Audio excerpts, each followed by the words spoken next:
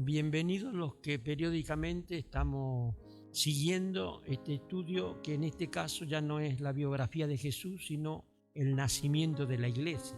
Porque Jesús fue crucificado, como dice el credo, muerto y sepultado, descendió a los infiernos y al tercer día resucitó entre los muertos. Es decir, Jesús estaba sentado a la diestra del Padre.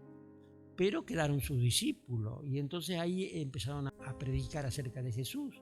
Y entonces empezó a nacer la iglesia cristiana, pero no sin dificultades. Y el otro día habíamos visto cómo las autoridades, las mismas que habían matado a Jesús, porque era Anás, Caifás y toda la plana mayor del gobierno teocrático de Israel en ese momento, los romanos permitían a cada país que tenían bajo su élite practicar sus propias leyes siempre que no estuvieran en contra y que le pagaran los tributos. Entonces ellos tenían todo su gobierno, que era un gobierno teocrático gobernado por sacerdotes. Y esos sacerdotes, en realidad, ellos dicen que representan a Dios, pero a Jesús lo juzgaron entre gallo y medianoche. Y ahora a los apóstoles más o menos le pasó lo mismo, los juzgaban entre gallo y medianoche. Otro día habíamos visto que los tomaron presos a los apóstoles con respecto a esta nueva vida. Y los apóstoles hicieron caso. Y eso es lo difícil para los cristianos hoy día, porque los cristianos hoy día somos muy cristianos, pero no obedecemos. ¿Quién obedece a Jesús? Sí, el Señor me perdonó los pecados, el Señor es mi Señor, Él derramó su sangre, pero lo obedece, yo creo, pero creer significa obedecer. ¿Lo obedecemos? Bueno, ellos obedecían todo el consejo. ¿Pero por qué obedecían? Porque habían recibido el Espíritu Santo y el Espíritu Santo les dio poder. Y bueno, cuando los sacerdotes a la mañana mandan las autoridades a sacarlo de la cárcel, resulta que en la cárcel no había ninguno. Estaba la cárcel cerrada, estaban los guardias en la puerta, pero ahí no había nadie. Y vinieron con la noticia que no había nadie, estaba todo en perfecto estado y no había nadie. Y las autoridades pensaban, ¿en qué irá a terminar todo esto? En eso viene uno y le dice, la gente que ustedes pusieron presos allá están enseñando en el templo. Entonces, el jefe de la guardia fue al templo con los guardias, porque el templo de Jerusalén tenía una policía especial. Fueron con los policías o los guardias de ese momento y los trajeron al concilio para ser juzgados. Pedro dice que no los matonearon porque tenían miedo de que la gente se les rebele y entre a apedrearlos. Entonces los trajeron con delicadeza y los trajeron al concilio. Y ahí habíamos terminado el otro día. Y entonces las autoridades le dijeron, ¿no le habíamos dicho a ustedes que no hablen más en el nombre de ese Jesús? Y aparte de que están hablando, nos quieren echar la culpa a nosotros que nosotros lo hemos matado. Fíjense, parece ser que el ser humano es lo mismo a través del tiempo. En este tiempo hacen lo mismo las autoridades, los jueces, juzgan de acuerdo a sus conveniencias y pasan por arriba la ley magna, la Constitución, póngale, la pasan por arriba. La Constitución dice una cosa y ellos dan una determinación en contra de la Constitución. Bueno, aquel entonces era lo mismo. Esos que lo estaban juzgando estaban de antemano, estaban fraguando la ley y estaban queriendo hacer lo que ellos querían, aún en contra de los principios que ellos se tenían que manejar. Y hoy pasa lo mismo, el ser humano es siempre igual a través de la historia. Menos mal que dicen que venimos del mono, pero uno estudia la historia antigua desde 10.000 años atrás y el ser humano es el mismo que hay ahora. Y dicen, ¿no les habíamos prohibido terminantemente que enseñaran nada relacionado a ese hombre? ¿Y qué han hecho ustedes? Han llenado toda Jerusalén de esas enseñanzas y encima quieren echarnos la culpa de la muerte de ese hombre. Y miren lo que es, ese hombre miedoso que cuando lo estaban juzgando a Jesús hasta lo maldijo. Miren lo que hace Pedro, dice, y Pedro y los demás apóstoles contestaron, es nuestro deber obedecer a Dios antes que a los hombres. Fíjense con qué osadía. Y entonces acá empieza el discurso que es donde el otro día habíamos quedado. Dice, el Dios de nuestros antepasados resucitó a Jesús, el mismo a quien ustedes mataron colgándolo en una cruz. Ellos le dijeron, han llenado a Jerusalén de la doctrina y nos quieren echar la culpa a nosotros. Y Pedro le dice, sí, ese que ustedes mataron, Dios lo ha resucitado. Ustedes saben que eso era pena de muerte para Pedro, porque esa gente no podía matar. Los romanos no le daban autorización a los países los cuales tenían bajo su dominio que mataran a la gente. A Esteban lo matan porque fue como una poblada. La gente se tiró en contra y una pueblada. pero en el caso del tribunal no le podían dar pena de muerte. Lo que sí podían hacer es entregarlo al gobernador, que estaba Pilato en ese momento, y que el gobernador le dé la pena de muerte. Dios lo ha levantado y lo ha puesto a su derecha y lo ha hecho guía y salvador para que la nación de Israel se vuelva a Dios y reciba el perdón de sus pecados. Le estaba hablando a los israelitas. Y supóngase que fuera ahora, ¿cómo tendríamos que decir? Dice, Dios lo ha levantado y lo ha puesto a su derecha y lo ha hecho guía y salvador para que todas las naciones se vuelvan a Dios y reciban el perdón de sus pecados, podríamos traducir nosotros, porque nosotros no somos israelitas. Entonces podríamos traducir todas las naciones se vuelvan a Dios y reciban el perdón de sus pecados, que es lo que hace el cristianismo a través de la historia, enseñarle a la gente que se arrepienta, se vuelva a Dios, Dios le saca el sentido de culpa y lo hace una nueva persona. Dice, de esto somos testigos nosotros, y también lo es el Espíritu Santo. Yo no sé si se fijan bien lo que dice acá.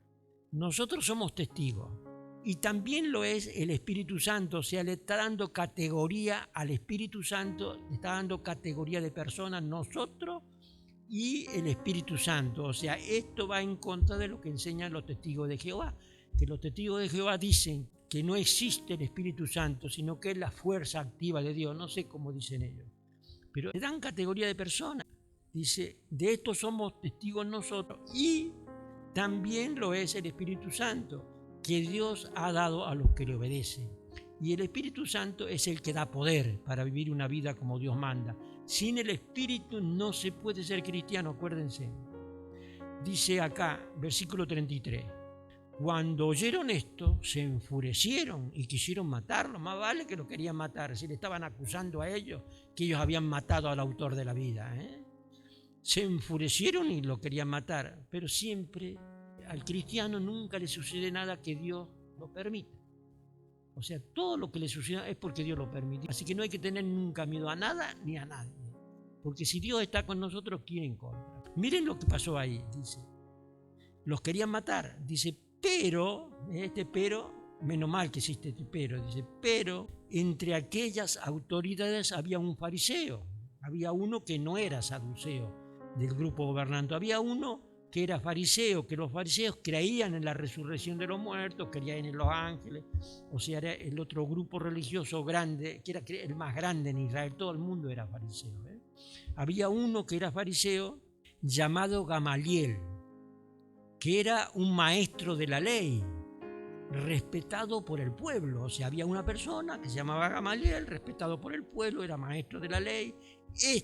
O sea, Gamaliel, se puso de pie y mandó que por un momento sacaran de allí a los apóstoles, hicieron sacar a los apóstoles del concilio.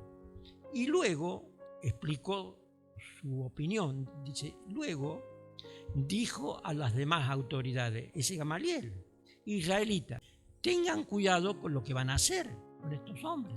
Recuerden que hace algún tiempo se levantó Teudas, alegando ser un hombre importante. O sea, le da un ejemplo que era del momento de alguien que se había levantado, que seguramente todos conocían, un tal Teudas, alegando ser un hombre importante. Y unos 400 hombres lo siguieron. O sea, Teudas era un carismático que se levantó y lo siguieron un montón de gente. Dice, 400 hombres lo siguieron. Pero a este lo mataron, eso dijo Gamaliel, a este lo mataron a Teudas y sus seguidores se dispersaron y ahí se acabó todo. Le dijo Gamaliel al concilio. Y después le da otro ejemplo más. Dice, más tarde, en los días del censo, acuérdense que los días del censo, yo calculo que hacía 40 años atrás, porque fue cuando Jesús nació por el censo, ¿se acuerdan? Cuando las autoridades romanas mandaron a hacer un censo y tuvo que María venir del norte, ya avanzada para dar a luz. Pero lo que pasa es que era una niña de 15 años, que tiene toda la energía del mundo, pero vino en un burrito desde el norte, 100 kilómetros al norte, vino a Belén para ser censada. Yo calculo que en ese entonces, dice, más tarde, en los días del censo, se levantó Judas, el de Galilea, y logró que algunos lo siguieran. Pero también lo mataron y todos sus seguidores se dispersaron. O sea, da dos ejemplos de que mataron al líder y sus seguidores se dispersan. Eso dijo Gamaliel. Pero les aclara, en este caso yo les aconsejo que dejen a estos hombres y que no se metan con ellos. Porque si este asunto es cosa de los hombres, pasará. Lo mismo que pasó por los otros dos anteriores. Si esto es cosa de los hombres, pasará. Pero si es cosa de Dios, no podrán ustedes vencerlo. No lo podrán vencer ustedes. Tengan cuidado, no se vayan a encontrar luchando contra Dios. Y ellos le hicieron caso. O sea que Gamaliel convenció a todo el concilio de hacerle caso, de no meterse con ellos, porque tal vez si era de Dios no los iban a poder vencer. ¿Pero qué hicieron? Ellos, dice, le hicieron caso con respecto a los apóstoles. Así que llamaron a los apóstoles, las autoridades, o sea, Anás, Caifás, Alejandro y todos los demás líderes, que era el presidente del país, que se alternaba Anás con Caifás, el mandato un año uno, otro año otro, era el presidente, eran sumos sacerdotes. Así que llamaron a los apóstoles. Miren lo que hicieron, los llamaron, los azotaron y le prohibieron seguir hablando en el nombre de Jesús. Después los soltaron. Ahora nosotros lo leemos esto así por arriba. ¿Ustedes saben qué eran los azotes que en aquel entonces se le daba a una persona que era considerada digno de ser azotado? Si le daban 40 azotes, era como si le habían dado pena de muerte. Pero como no le daban pena de muerte, le daban 39 varillazos con la fuerza de un hombre a cada uno. Los azotaron. O sea que recibieron los apóstoles un semejante paliza. Recibieron ahí 39 varillazos con la fuerza de una persona. Que dice, los azotaron, les prohibieron terminantemente hablar de Jesús y después los soltaron. ¿Y qué pasó? Los apóstoles salieron de la presencia de las autoridades como muy contentos, porque Dios les había concedido el honor de sufrir injurias por causa del nombre de Jesús. Fíjense, al revés de los cristianos hoy día los cristianos van a las iglesias atrás de la bendición, y cuando le van mal las cosas andan llorando por las esquinas. Y estos hombres, por algo Dios los usó. Después que le dieron semejante variedad, dice que estaban recontentos porque Dios le había dado el honor de sufrir por causa de Jesús. Fíjense qué contraposición a la manera que nosotros creemos hoy en día. ¿Cuándo va a haber cristianos como estos hombres del principio? ¿Dónde están los cristianos?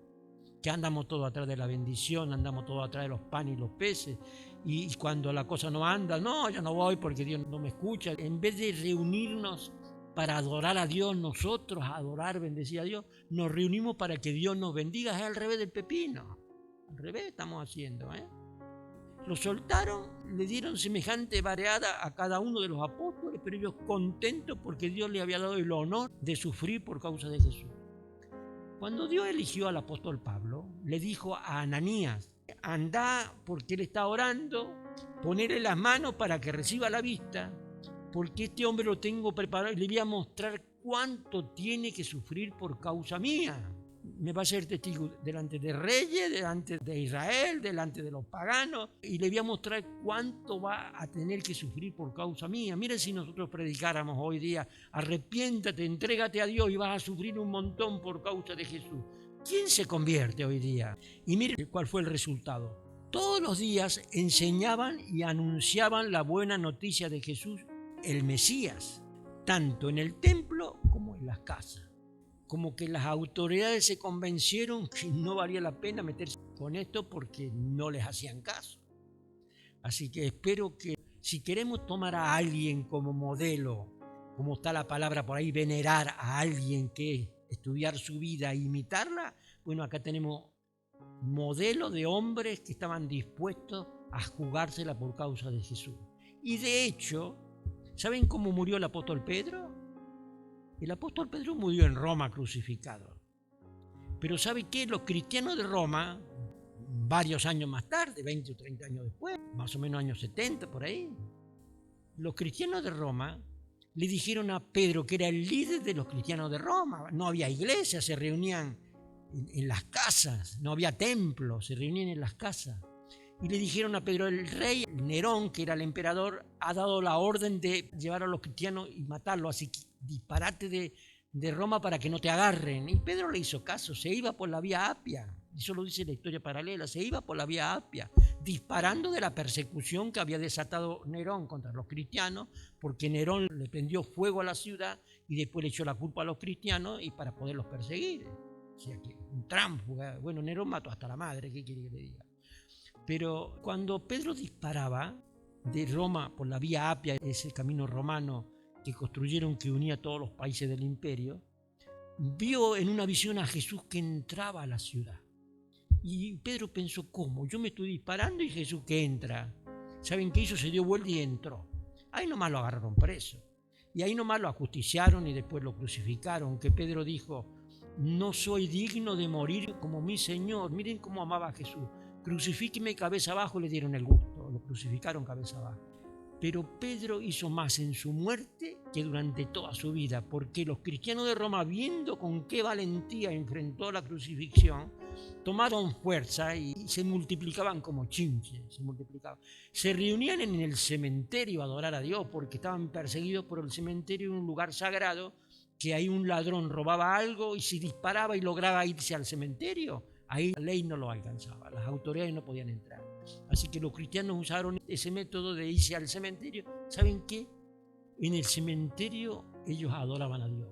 Las reuniones las hacían en el cementerio, porque ahí la ley no los alcanzaba. Bueno, espero que lo analicen, que pensemos y que imitemos a estos hombres para que haya cristianos de una sola pieza en el siglo XXI. Que Dios los bendiga y los cuide, los protege.